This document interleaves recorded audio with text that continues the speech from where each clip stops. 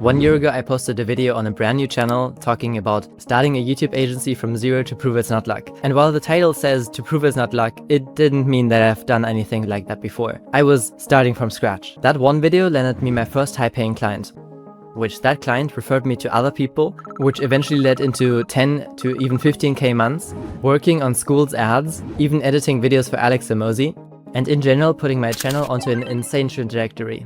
And what's crazy is that even though I posted that one video which got me all of these results, in the last 7 months I barely posted anything. I started on Instagram, but the video that got me a client was on YouTube, so why am I posting on Instagram? Well, I just recently realized that now. So I'm coming back with a new goal. First it was starting a YouTube agency from zero to prove it's not luck. I guess I proved that it's not luck, or maybe it was luck, who knows.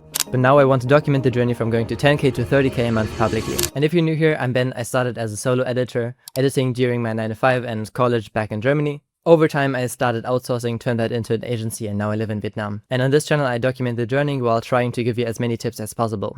Now, when I say I want to scale from 10 to 30k a month, I don't mean that the money is really that important to me. I don't think money doesn't make you happy per se, but I think the pursuit of having a big goal in mind that you put your all into, that's what actually makes me happy. So having the goal of something to work towards and then actually making progress towards that. So 30k is kind of like the constraint that forces my growth. Now, to get to this next level, I think some belief shifts are kind of important. The first one being that what got me to 10k probably won't get me to 30k. What got me to 10k was getting the one client who gave me a lot of referrals. I did a lot of hard work. I executed on everything myself, especially in the first months. But that basically breaks now. I can't do all of the delivery myself anymore, and I haven't for a few months now. But also lead flow now becomes the bottleneck because I have editors and they can handle more work. So I now decided, okay, well, leads is then actually my problem, which was never the case for me because I was always struggling to keep up with the basic leads that I already had. That's why while I was gone, I built out a new offer together with Evelyn, who was also that first client I talked about. And now I have the goal of uploading 2 YouTube videos per week and 3 reels per day, all with the goal of getting new lead flow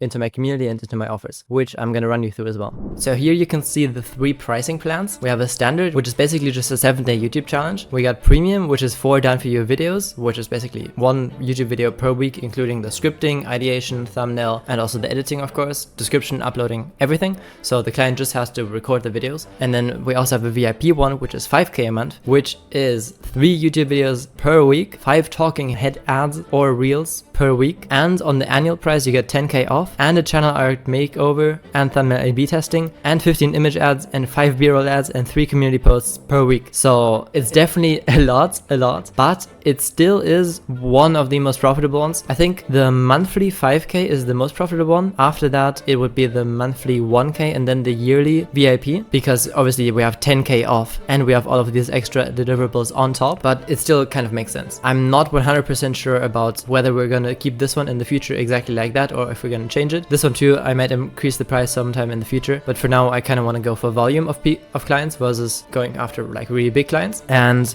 the reason why I'm not so sure here is because I don't know how many people actually want 3 YouTube videos per week. Okay, that part I know that there's quite a few people, and I know people also want reels, but I don't know about the combination of organic and ads, if that's gonna perform so well, except for people who Evelyn is gonna convince to join this. Like Evelyn, the person who got me to work on all of these plans pretty much. So we'll see how that goes. I can also show you some of my back-end planning. So here's also the Miro board where I thought all of this through.